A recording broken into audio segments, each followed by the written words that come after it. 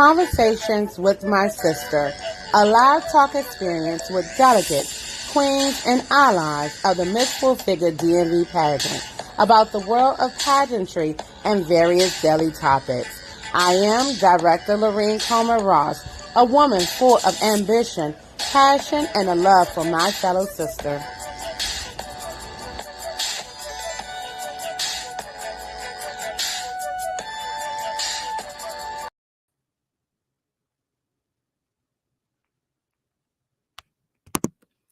Good evening, everyone, on this Sunday blessed day. Welcome to Conversations with My Sister. Today is going to be a good one. And the reason why it's going to be a good one, because we're gonna have a conversation really with my sisters. And I want you to come in with the mindset of learning, listening, and ready to heal. Because I do know that some are still battling with something we're going to discuss tonight. And tonight we're going to discuss domestic violence. I want to read something. Basically, it's in our description. Domestic violence refers to the act of violence, right? Physical, sexual, emotional, and psychological that occurs between two people who have or had an intimate relationship. It tends to involve a ongoing pattern of behavior armed at to control a partner through fear. Armed to control a partner through fear. Now, we all know when we usually see the face of domestic violence, it usually shows the face of a battered woman or a woman with her mouth being covered by someone's hand. Although this conversation is definitely going to be geared to the woman's side of domestic violence, I just want to be clear that domestic violence is a human issue. It's not just a woman's issue.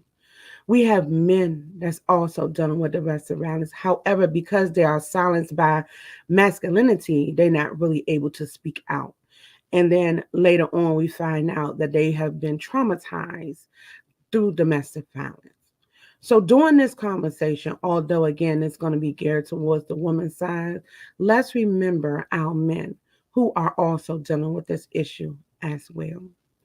We want to make sure that they understand that the same thing that we're about to tell them about the women's side of things also goes for them. Why? Because again, this is a human issue. So moving forward, I want to bring in my two beautiful sisters. They are my guests tonight. One is my current Miss Full Figure DMV Plus second runner-up and my MSFF DMV sister. The other is a woman that I learned about just a few days ago. And boy, oh boy, just being in her space made me feel like that we'd have known each other for years. And she is now my sister. All because we said hi. And sometimes we have to be okay with accepting the energy that comes in our space of greatness. And we don't ignore that. We channel that. And this is why you have us here today. So without further ado, I'm going to bring in my guest. Hello, Renee. Hi. Hello, Demetria. Hi. Yes, beautiful ladies. Earlier on, I asked them about their day, baby. They all said the same thing. I said, it's been a day. But Yeah, we have made it through, right? We have made it definitely. through Yeah. to be Thank here. God. Yes, ma'am. Yes. Yes, ma'am. To get started with something today that's just going to be absolute awesome sauce. It's going to be awesome sauce. Before move forward, I wanted to let you all know if you're on this conversation and you need some help with your situation, if you're dealing with domestic violence, ticking below is the National Domestic Violence Hotline, along with their website, because we want to make sure that you know that this is also a safe space. And if this encourages you to make the next move, here is some help with that move. Okay. All right. So let's get into it. So, I'm actually going to start with you, Demetria, because you have just starting You have just started speaking out on your experiences dealing with domestic violence and dealing with trauma based off of the things that you dealt with.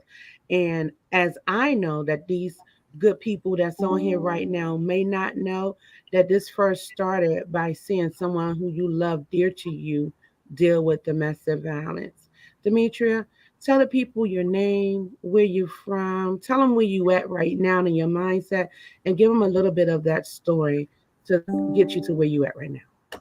Sure. So I'm Demetria White. I am a native Washingtonian, grew up, still live in DC. Um, and my story is not, unfortunately, a unique story. It's a story that over 3 million children witness yearly. But my story, my mother was in a violent relationship with her husband. And that violence extended to me. So when they would fight, I would call the police and I would get beat or I would get snatched up. Um, and unfortunately, my mother did lose her life to domestic violence, and I was sexually assaulted to keep me quiet. Um, and I stayed quiet for about 27 years.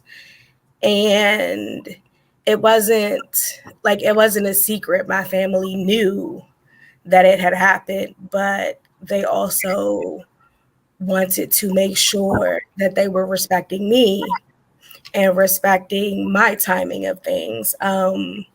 So I was finally confident enough to speak out, to speak up,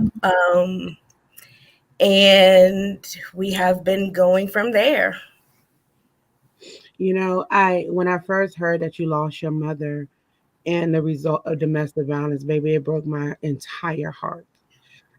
Because I'm gonna be quite transparent here. It's a lot of women who don't have a nurturing relationship with their mothers, and for us that do, and to lose our mothers in such a way, it's just it's just heartbreaking. To mm, like mm. So my own father, one time, haven't se- I didn't only one time in my life. I was about 16 years old. He got mad because I wasn't obeying him. He came to the house. He smacked the crap out of me and then went straight for my mom. Baby, it was a done deal. I went into that kitchen, found a frying pan, and I popped him with it. And it was kind of it was one of the horrific things that I ever seen because I had company. And they was like, I ain't never seen a man hit women like that, right? But in your case, you didn't get to go back and hug your mother and claim victory of getting rid of your abuser. And to hear that your family knew, and I know you said they were being there for you and giving you your time, but baby, you was just a child. You was just a child. And this is why we're doing what we're doing right now, to give someone the courage to understand sometimes you got to do what's best for the child in the best way you can. And then we have learned as well that, for your mom, people will say, well, why didn't she just run away? I have learned that that's not always easy because of all of the other stipulations that goes with being with someone who have total control over their situation. Thank you, Demetria. We'll be right back with you for sharing, my beautiful sister. Now I'm going to introduce Miss Renee, and I'm going to give her the floor to introduce herself, tell you where she's from, and she done some great things throughout her story. Miss Michelle. Hello, everyone. Thank you for having me. Thank you, Demetria, for introducing us. And for us, I'm just happy that God brought us all together. Um, well, my story is sort of similar to Demetria's. I was sexually assaulted at an early age, as early as I could remember. Well, let me start there. I'm from Maryland. I'm from St. Mary's County. It's a small county south. I live in Waldorf, Maryland now, but I'm from I was raised in Philly the majority of my life, but I'm back here now in Maryland. But to share some of my story with you, as a child, I was molested as early as I can remember, was 5, by several family members. And at the ages of 11, 14, and 26, I was raped by people outside of my house. Because, see, I was used to the family, touching me and all that, which shouldn't have been even happening. And you're not supposed to, as a child, you're not supposed to know about sex, let alone, say something like I just said. People outside of my family touched me at the age of 11, 14, and 26.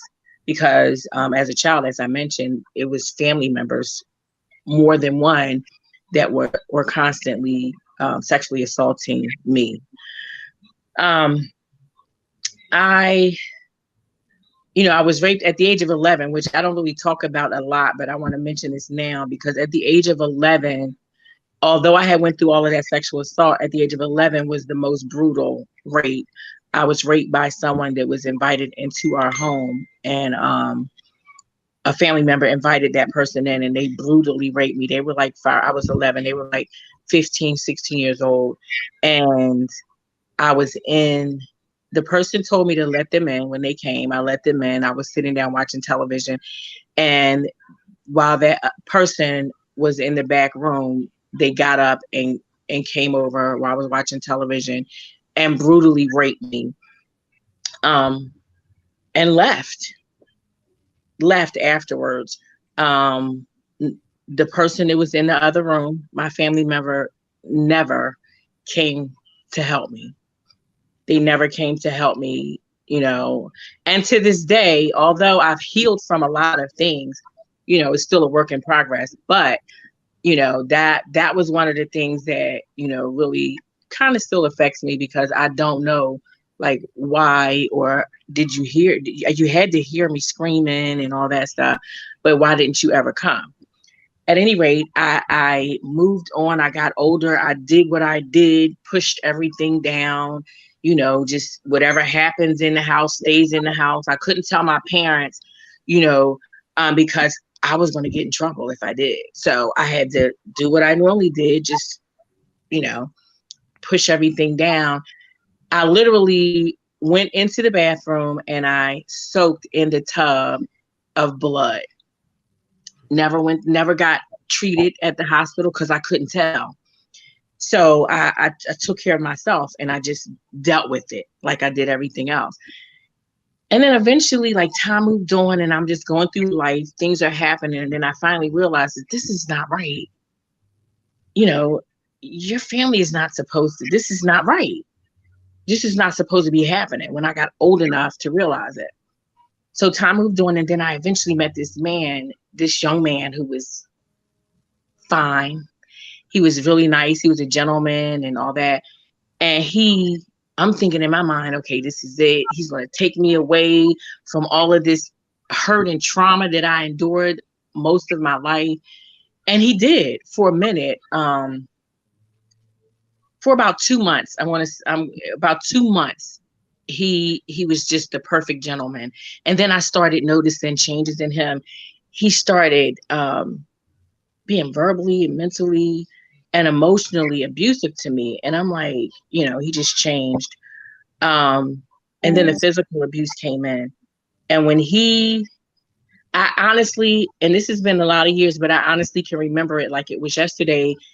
The first time that he hit me, I asked him rather, to go to the store. Cause normally I could not walk across the walkway without him going with me, to my apartment. So he did everything. He scheduled his work around my schedule so he could come to work with me, everything. It was like, at the time, I didn't realize how sick it was. I thought it was cute. I thought, oh God, he loves me so much. And, that particular night when I asked him to go to the store and he said, go ahead and come right back, I was shocked. So I went to the store, came back, knocked on his door where he stayed with his sister, his brother-in-law, and their twins, who were 5 at the time. And he opened the door. He immediately grabbed me by my hair and he drugged me by my hair past his sister, his brother-in-law, and their twins as they sat and watched television. Nobody got up. Nobody said anything. No one did anything. And he took me into his room and beat me bloody. And after he finished beating me, he stood me up and he turned me around and he looked at me and he was like, "You know, you're not leaving me, right?"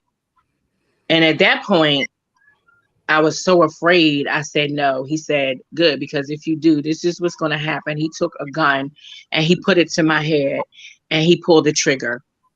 He at that point began to make Russian roulette a regular part of my life to keep me in fear. And it worked.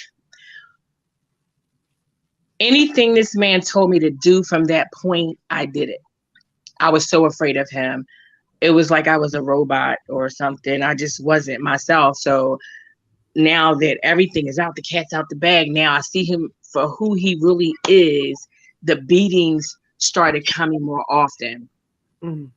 He started beating me in public. Like we went to Union Station one time and we went shopping, and I remember I bought a pair of boots and some other things, but I remember having the boots in my hand in the bag, and he got an attitude and started walking ahead of me.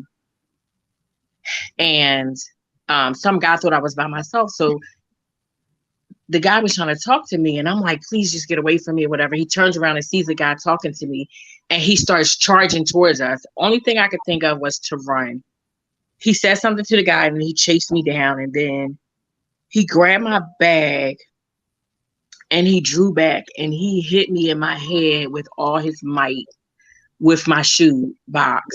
And I literally saw stars at that point. I then got away from him and I ran to the guy in the booth and I begged and pleaded with him to please call the police.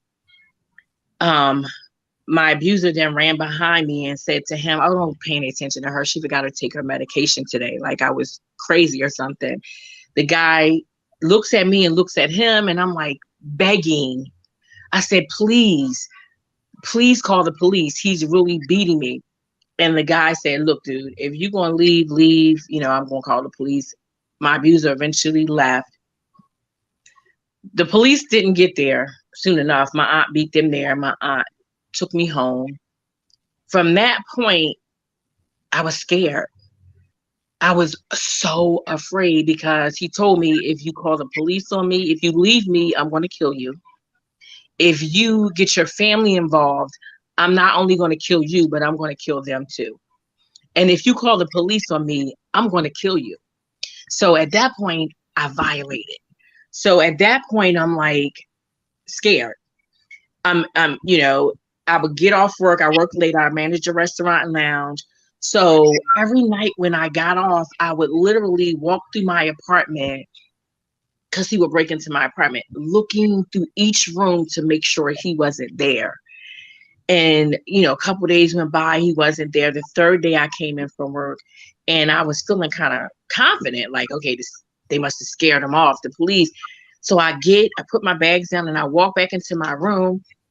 Immediately, as soon as I open my door, my bedroom door, he's kneeling at my door naked with candles lit around my room and his gun sitting on my dresser. The only thing that I could say at that moment was, "God, please take care of my family because I'm going to die tonight." I did everything that he told me to do that night. The one thing I didn't do was sleep. I stayed awake all night and I was begging God. And let me say this to you. I didn't have much faith in God. My faith in God was very little because I was like, well, where was he? Where were you, God, when I was being molested as a child? Where were you when I was being raped? And where are you now? So I didn't have much faith in God, but what little faith that I had, I begged and pleaded God. I said, "Please, God, if you get me out of this situation alive," I was specific. "If you get me out of this situation alive, I promise I will do anything you need me to do." The following day, I happened to be sitting, as I mentioned, his apartment is diagonally across from mine. I happened to be sitting in his window, looking out of his window. And when I'm sitting there looking and I see two people at my door, I don't get visitors. Isolation is real When it comes to domestic violence, no one came around for over a year. I'm sitting there like, oh my God, what do I do? He's in the bathroom, and I said to him, I'm going to run to my apartment and I'll be right back. And again, he said, go ahead and come right back. I ran, I ran so fast. By the time I got over there, they were pulling off. I chased the car down, and I realized it was two of my cousins that had decided, let's go check on Renee today. I told them, don't ask any questions, grab anything that looks important and run. So we all three of us ran into my apartment. We each grabbed a handful of my clothing, and I ran for my life. And I didn't look back. But when I left, I didn't leave alone. I eventually found out that I was pregnant by my abuser. I now have a beautiful 30-year-old daughter by my abuser.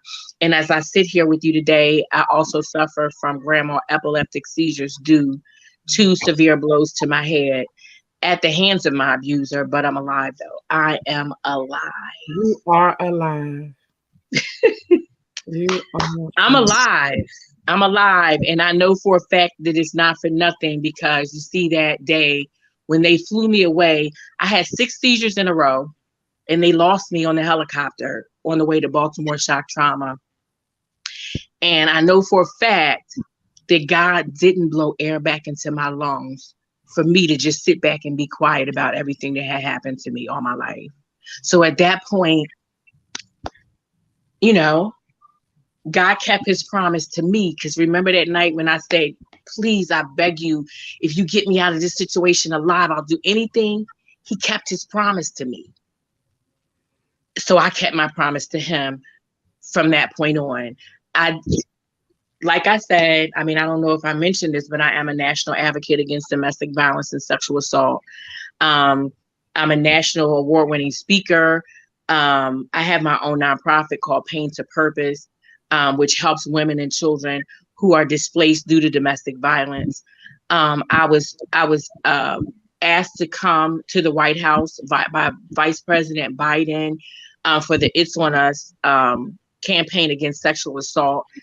I mean, I've done a lot of things, and I have a lot of accolades, but none of them mean more to me than me being at Westlake High School, being in DC at those schools, talking to these children at University of Maryland, doing parenting classes from the perspective of a child that was abused and that has seen abuse. None of that stuff means more to me than those things. Okay, that's what it's about for me. And like I said, it's been stop being about me. All those times when I was saying, where were you at, God? I know now where he was. He was carrying that little 5-year-old girl. He was carrying me through all that mess. He carried you, Demetria. He was carrying you. That's why you're here, right? I'm so proud of you. I'm sorry. I am so proud of you. He carried us through all of that mess. He carried us through all that mess. And that's why we're here today. Right now. To help bless someone else. Right now. Right now. Yes. You know, Renee, I know when I first heard your story, and I'm sure like others who's listening now, the cringe is on 10. It's on 10. I can't sugarcoat it. It's too many. My cousin was shot 3 times and bludgeoned to death. I can't make it nice. It's nothing nice about it. It's real, live, and it's hardcore. I can't pretty it up. And I have to give it the way it is, raw, because I need people to understand how serious this is. I died and was resuscitated. Her mother's not here. It's real. It's nothing to play about. It's nothing to joke about. It's real. And that's the point that I have to get across to everyone when I speak. I don't mean any harm, but I have to do it. This is what it is. It's exactly what it is. And it brings me right now, hearing your story over again. And, I don't talk much about it, but I do talk about being the oldest of 5 children and the only one still remaining living. And I'm going to tell a little story here. My Mhm. sister, her name was Stephanie. They called her Tiny. She was around in many different neighborhoods in the DMV area. Um,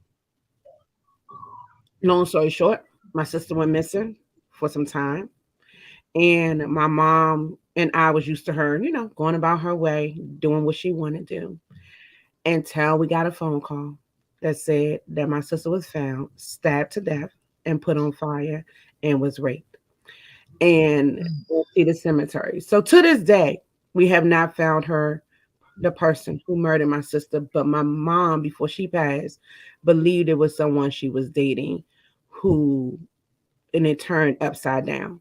Because I Mhm. don't have proof of that, I never put this into a domestic violence situation. But the signs are real, and Yes. things are happening. And one of the things I wanted to make sure, some of the things that you talked about, and I'm going to go through this list right now. These are some signs, my dear women and men. Because again, this is a Yes. human issue. This is not Yes. just a woman issue. This is a Mm-mm. human issue, That's okay, right. of domestic violence. Telling you that, telling you that no one else is going to want you, Hmm. okay? Mhm. Showing extreme jealousy of your friends or time spent away from them. Yes. Preventing or discouraging you from spending time with family, friend members, Mm. and peers. Mhm. Insulting, demeaning, or shaming you, especially in front of other people. Mhm. Preventing you from making your own decisions, including about working or attending school.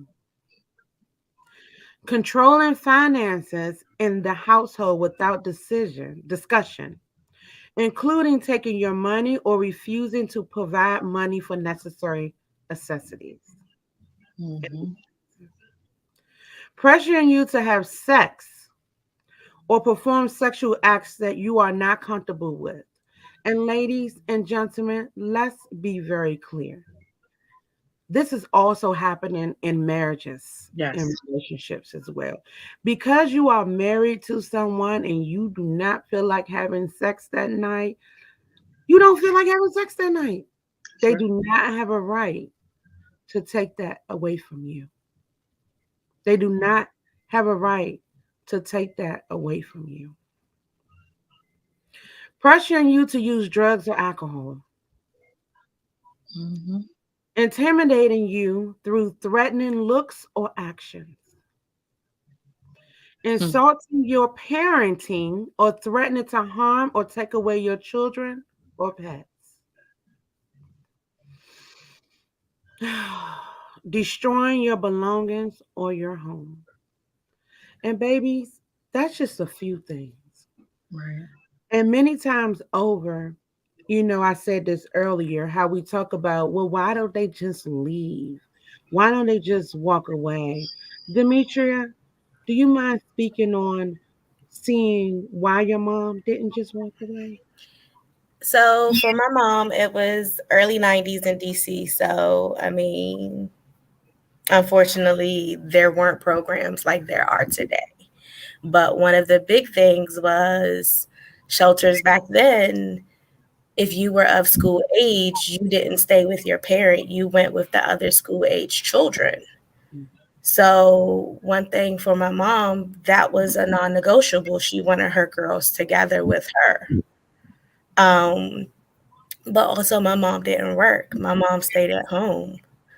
So, she didn't have an income. She didn't have those resources to just get up and leave.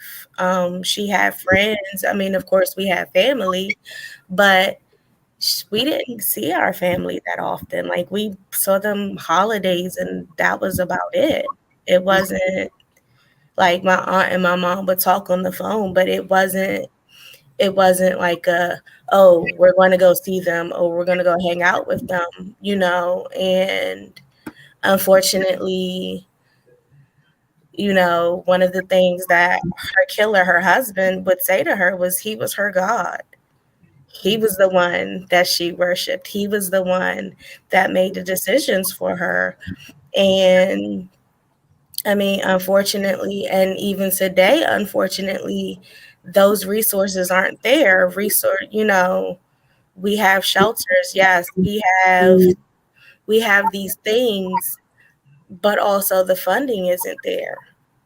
So it's hard for men, women, children to leave. And then for me, I was a child, not too many people in our society listen to children, especially when we're making bold accusations or saying bold things like that, which is why it's so important to teach children how to use their voice, how to speak up, how to use that power so that adults are listening, so that we are taking note to what's going on versus, oh, you're a child, you know, this is how we discipline each other, this is how we show you love, whatever the case may be. But it's a matter of, one, resources, but also, are we truly listening? Mm-hmm. Mm-hmm. And the fact that there aren't that many resources and we still aren't listening. Mm-hmm. Mm-hmm. I think that's definitely something that we need to talk about. And Yeah. this happens when we were young, right? Children stay in children places. Yeah. Why are you trying to have this conversation? Why you acting grown? Why you this? Why you Hmm. that? And not understanding when the why is it, where is it coming from?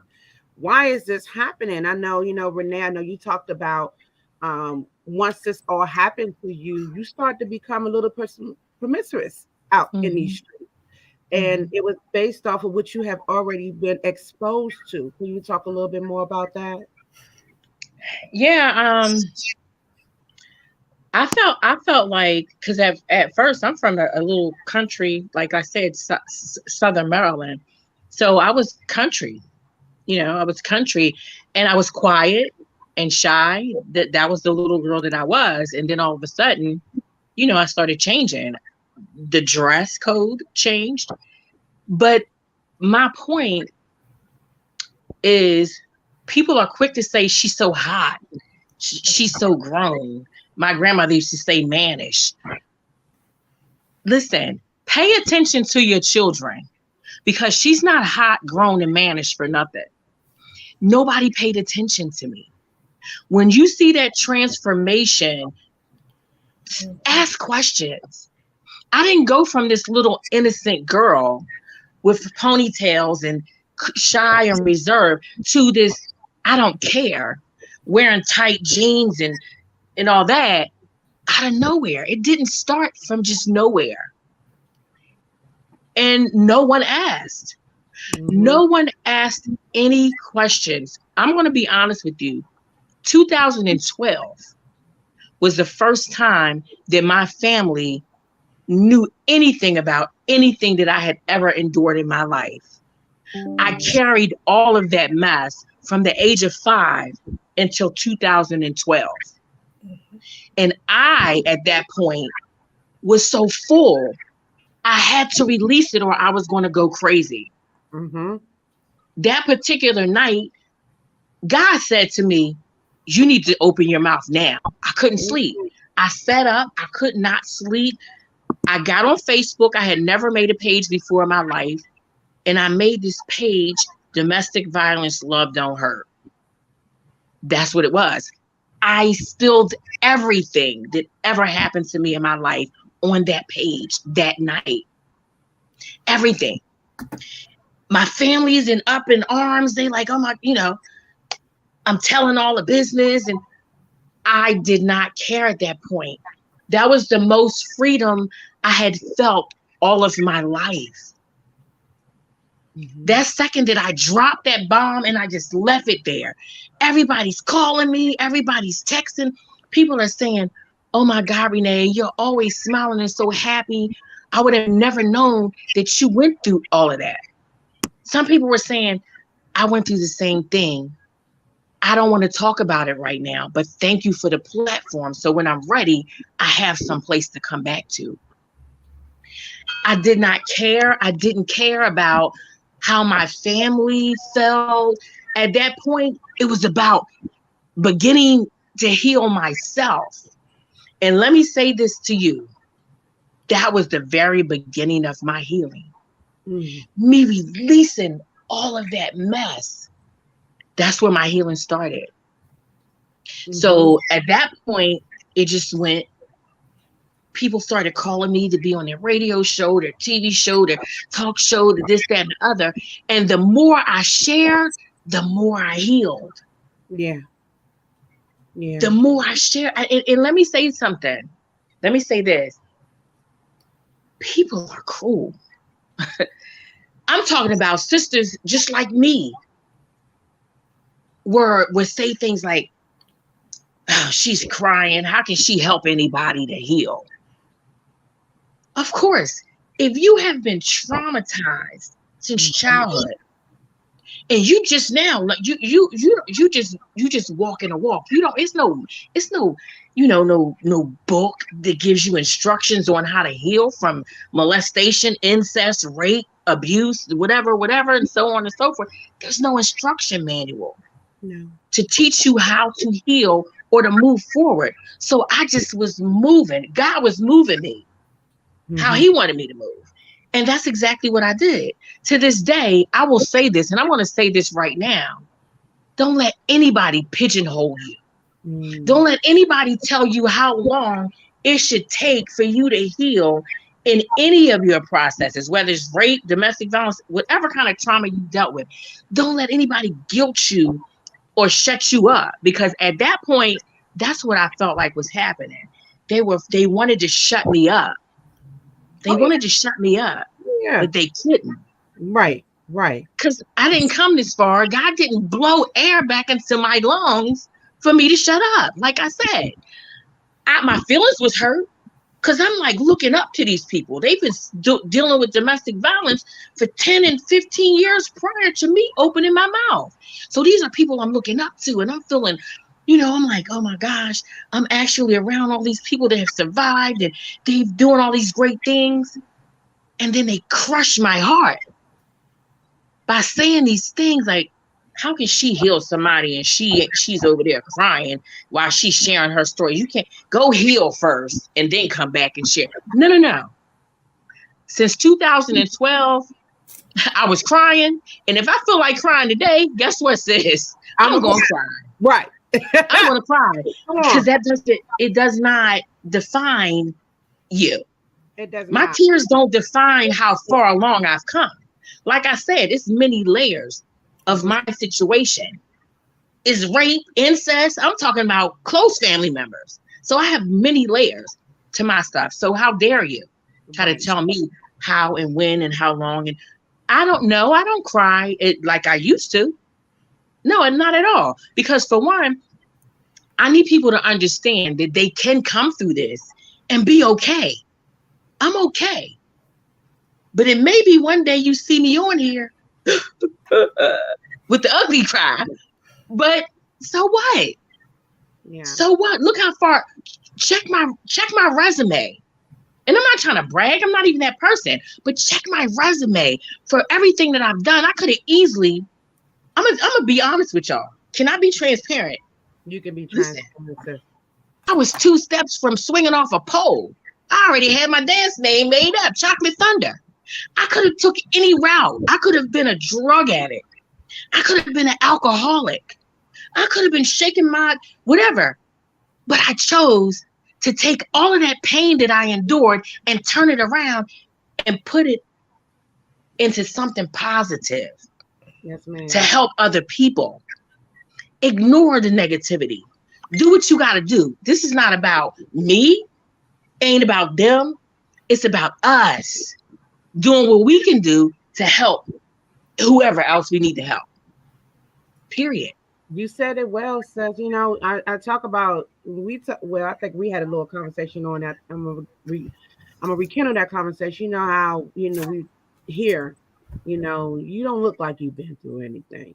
You don't look like you dealt with nothing. Baby, what does that look like? What Exactly. does that look Thank like? you. You tell me Thank you. what that look like. What are we supposed to look like?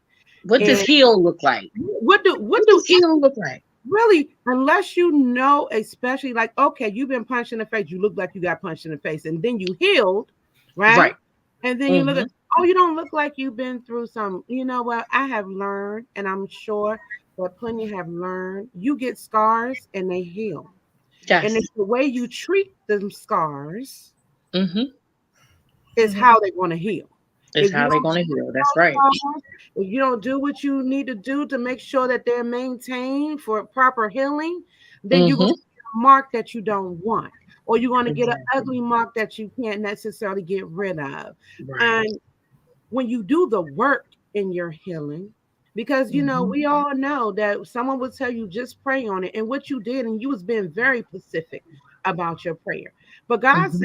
to you, I'm gonna help you with this, baby, but you're gonna have Mm-hmm. to do the work. You're gonna have to keep the momentum going. You're gonna have to keep pushing forward. You're gonna have to do everything you need to do and make better choices on how you're gonna move. And Mm-hmm. uh, it's just one of those things where though I have this thing when I tell people when they get in certain situations, sometimes you got to clear your mind. That's why yoga is so good. I don't know how to do it, but what I do know how to do, because Mm-hmm. my sister won't let me do some things. I'm sorry, I'm not going to act like it will. But what I do know how to do is take a moment to breathe the air that God has provided me, for me Yes. to clear my mind just enough Mm-hmm. to think about what my next step is. And sometimes in situations you don't have that opportunity to do it. So when Mm-hmm. you do, take advantage of those situations. Yes. This is Mm-hmm. not a conversation that is easy to deal with because just like those elders in your family, Renee and Demetria, we've been told, shut up.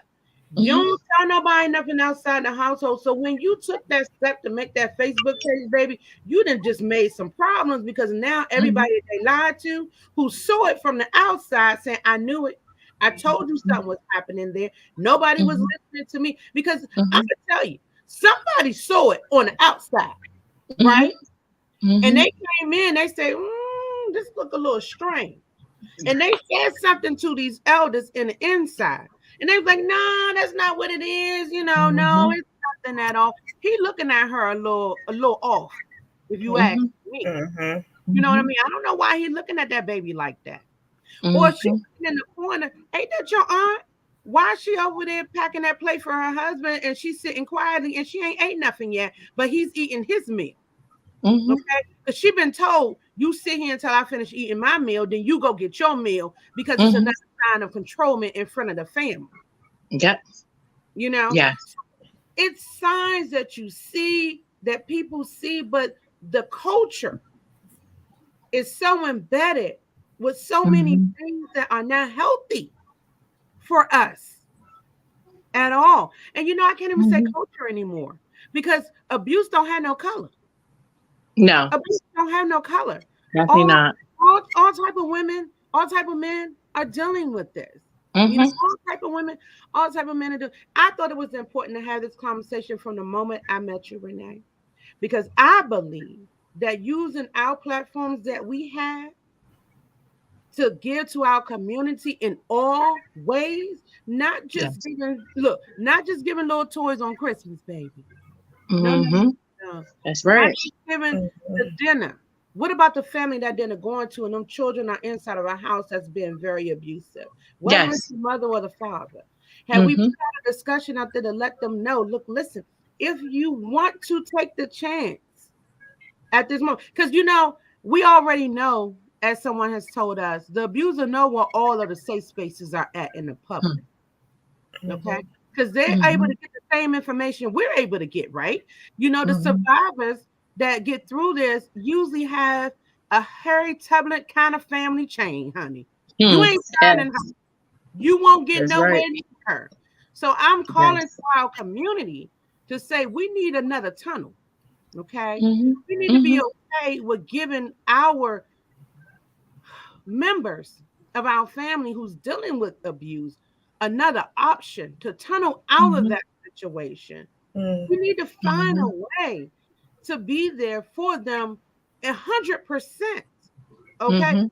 Maybe got to go buy a blow up bed. Y'all gonna be here for 30 days. You're gonna be over there for Yeah. 30 days. You're gonna be there for 30 days. We're gonna need to find ways to make sure that we take care of our family. You Mhm. gotta, it breaks my heart. It breaks my heart so much. I'm gonna tell you, God has blessed me through all that I've been through. And I'm never gonna tell nobody, baby, what I've been through. You wouldn't imagine the way I look, baby, because honey, makeup come off too. Okay? Hmm. Yes. Makeup come off Yeah. too. We want to be sensitive to the fact that we need to understand because somebody don't look like they've been through something doesn't mean they haven't been through it. You do Exactly. not know those purple stories until someone open their mouth and actually have a conversation with you to tell you what they have been through, unless you physically can see it right away because it just happened. Okay, Right. because it just happened. You know, Demetria, I know you joined us as a delegate, and we just got finished with our season. And I'm gonna tell you, from the first moment I met you, I see growth in you in abundance, right? During your process, I know there was times when you had to deal with certain things that came your way. Can you talk about that, sweetheart? Sure. So, during the pandemic, I decided that I was ready and open to hold my abuser, which is also my mother's abuser, accountable. Um, and the process behind that is we're held accountable in everything that we do every day, all day. Um, and I felt like I was ready to speak up. You know, I've lived it 29 years ago, replayed in my head for 29 years. And I think it got to the point that it was like, I teach girls, I'm teaching them how to speak up, how to use their voice, period. Like just use it in general. And then a couple of years ago, I had a student who we kind of had a similar story. The difference was her mom was still alive. And it made me realize that I need to do more because we don't talk about the kids. We don't talk about the violence against them. Yes, they're witnesses, but also they're being abused too. That's psychological abuse on them as well. Mhm. Um, and finally had a conversation with, my aunt, and she invited me to go to some event with her. And that's how I met my auntie Renee. And we were just talking, and it was like, if y'all can do this, That's I right. can. Yes. And we had October 2020, we had a parole board hearing. I think that was like the fifth one. Um, and the parole board commissioner mentioned something about like restitution. And I was like, I don't know what that is. Y'all using these words. I don't understand what you're talking about. And they told me, this is what you need to do. This is how you do it. Reach out to the original prosecutor. And I was like, who is going to remember me from 29 years ago? I was an 8-year-old kid. I don't even remember much from 29 years ago because, trauma brain, I choose not to remember. Um, Reached out to the prosecutor, and he's like, nope, I know exactly who you are. What do you need? And we started talking, and I was like, this is what the commissioner said. I don't know what to do. Like, law is not my thing. just as that, like, none of this is my thing. I don't know anything about this. So I'm just telling you what they told me to tell you. And he like emails me back and he's like, okay, call this number. Call it. It's him. I'm on the phone. I'm like, okay, hold on. Got to call my grandparents. Call my grandparents.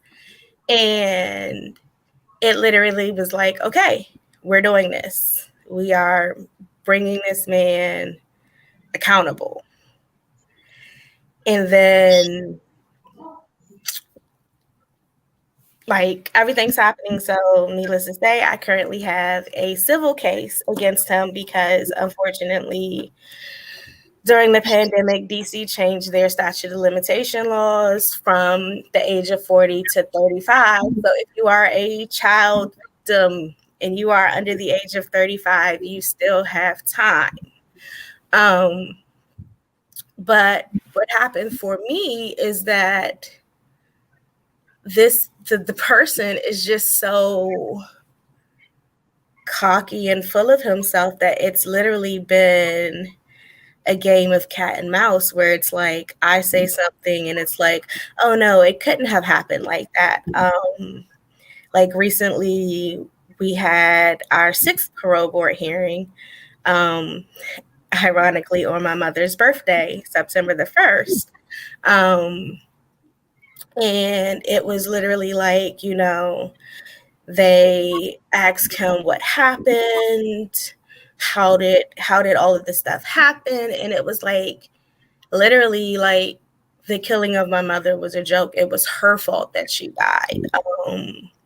You know, it was her fault that she accused him of cheating.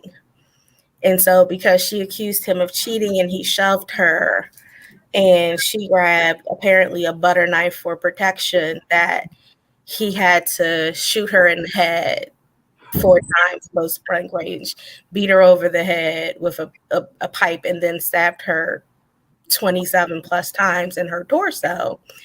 And his only response was, well, she came at me with the knife, so I had to do it. And it's just like, that's my reality. So there are times when like a loud bang or something happens and I'm triggered and I literally have to remind myself, you're okay. You're safe.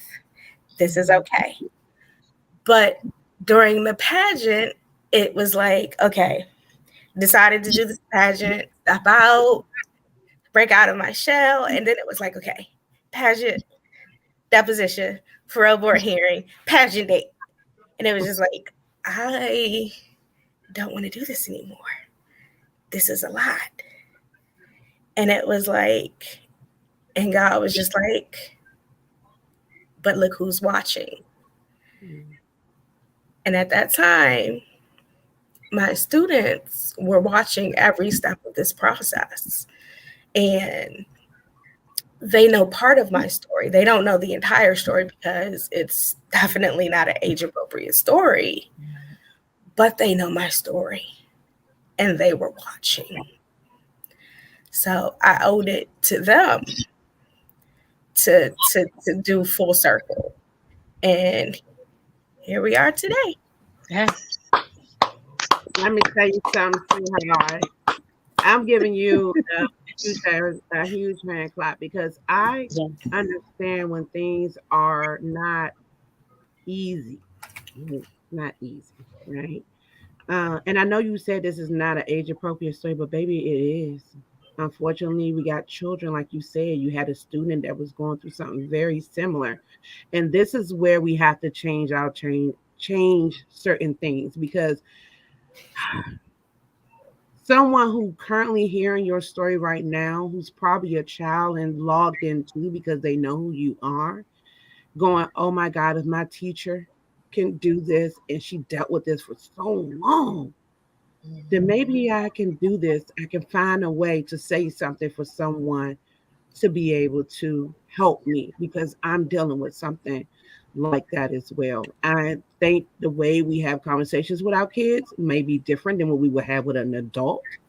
However, we may need to still make sure that these stories are being told for these children can know that this is not, no, no, no, no, no. This is not a shut door situation. It's a Mhm. door that you're welcome to walk through with the right care, you know.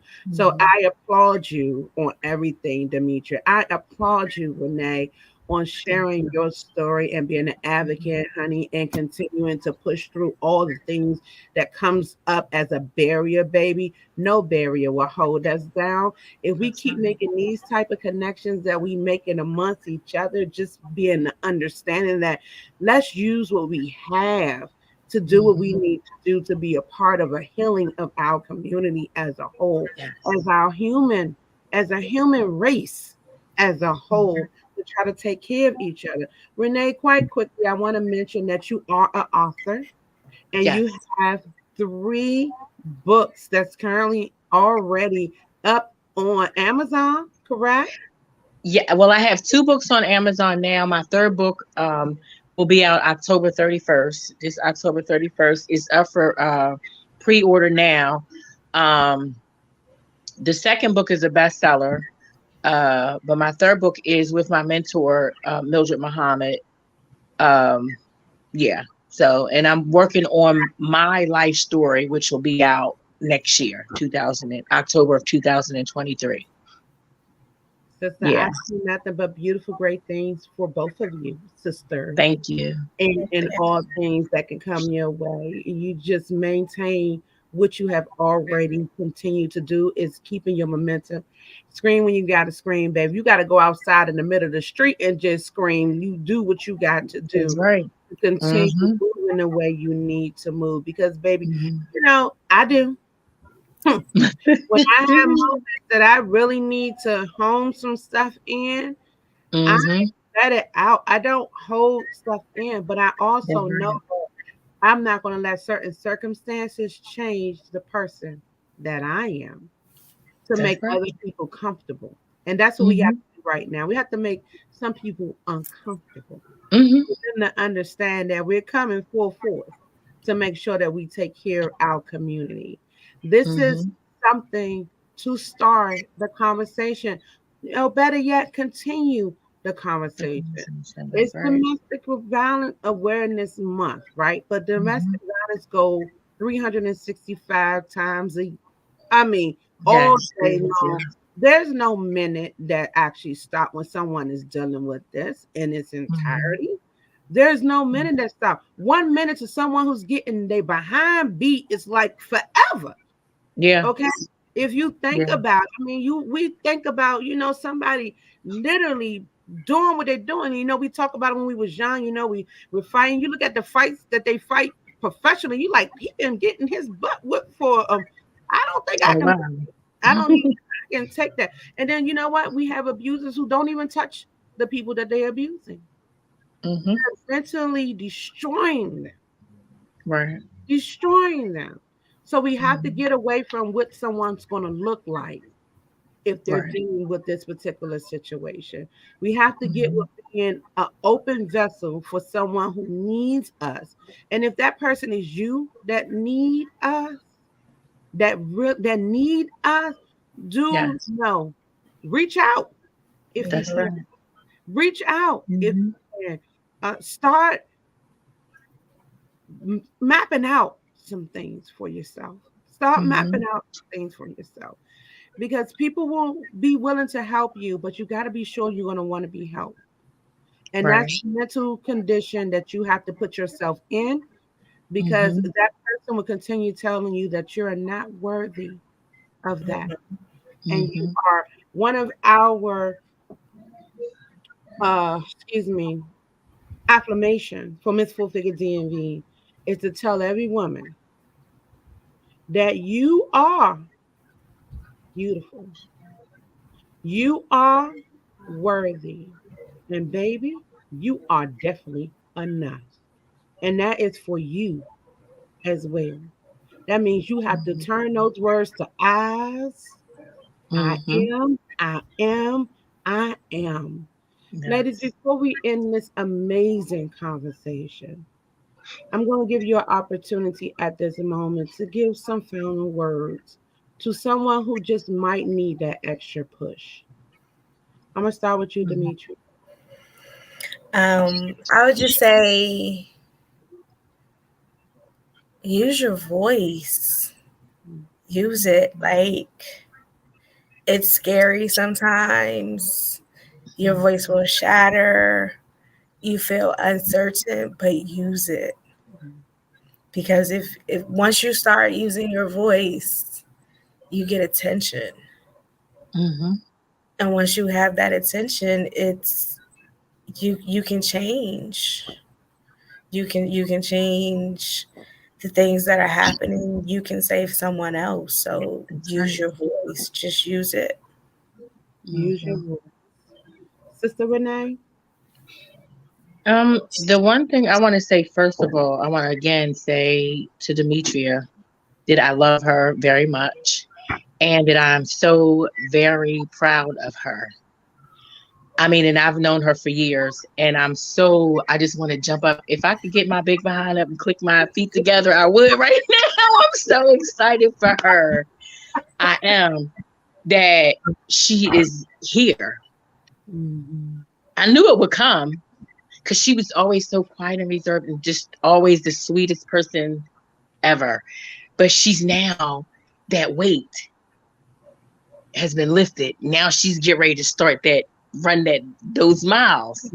She's getting ready to do her thing. And I'm so proud of you. I have to say that. And I want to thank you, Queen, for having me in anything like we talked about yesterday. Anytime you need me, I'm here. You know, but what I would say to anyone out there, as far as what you mentioned about the kids, yeah, everything is a certain age appropriate. It's a way we need to say things differently than what we say it to adults. I've spoken at several schools, just about every school in DC, PG County, and it's a way that you have to switch things around.